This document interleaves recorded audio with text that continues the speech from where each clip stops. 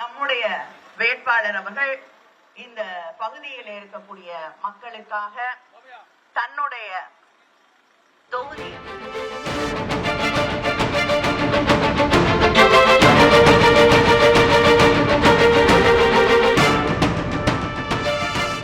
மக்களுக்காக பணிகளை செய்து தந்திருக்கிறார்கள். நீண்ட காலமாக இருந்த குப்பை கிடங்கு பிரச்சனைக்கு மறுசுழற்சி முறையில குப்பைகளை அகற்ற நடவடிக்கை எடுத்து வேளச்சேரி பெருங்குடி குப்பை கிடங்கு பயோமைனிங் மூலம் 57% குப்பை அகற்றப்பட்டுள்ளது. அதே போல திருவான்மையூர் வேளச்சேரி பகுதிகளில் மேம்பாலம் கட்ட நடவடிக்கை எடுத்து தரமணியிலும் ராஜீவ்காந்தி சாலையிலும் மேம்பாலங்கள் அமைக்க அவர் அங்கிருந்து பெர்மிஷன் வாங்குறது உங்களுக்கே தெரியும். பிஜேபியில ஏதாவது திட்டம் கொண்டு வரதுன்னா கல்லுல நார் உரிக்கிற மாதிரி அந்த நாரை உரித்து கொண்டு வந்திருக்கிறார். அவருக்கு என்னுடைய வாழ்த்துக்களை நான் தெரிவித்துக் கொள்கிறேன்.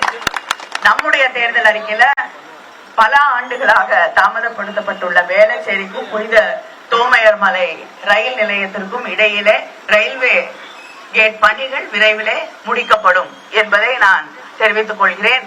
அதே போல வெள்ள பாதிப்புகள் அதிகமாக வந்து கொண்டிருக்கிறது என சுற்றுப்புற சூழல் மாற்றங்களினால் ரியல் டைம் பிளட் போர்காஸ்டிங்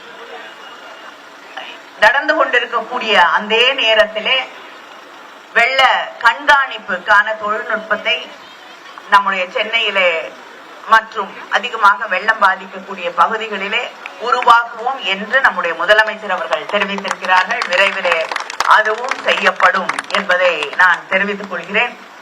அது மட்டும் இல்லாம மோடி ஆட்சிக்கு வந்தப்புறம் கேஸ் சிலிண்டர் விலை 1200 410 இருந்தது, இப்ப 1200. நம்முடைய முதலமைச்சர் அவர்கள் உங்களுக்கு வாக்குறுதி அளித்திருக்கிறார்கள், வாக்களித்திருக்கிறார்கள். கேஸ் சிலிண்டர் விலை எவ்வளவு? 500 ரூபாய்க்கு வழங்கப்படும் என்பதை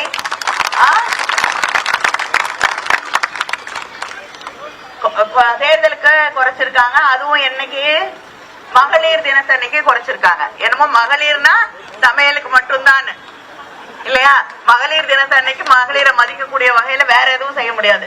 கேஸ் சிலிண்டர் விலை மட்டும்தான் குறைக்க முடியும். அதனால இந்த தேர்தல்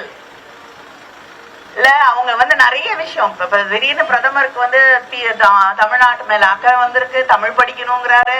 ஆனா இந்த டிராமா எல்லாம் நல்லா போடுவாங்க. அது திருக்குறளா? அது என்னன்னு தெரியாம நான் இத்தனை நாளா முடிச்சிட்டு இருந்தேன்.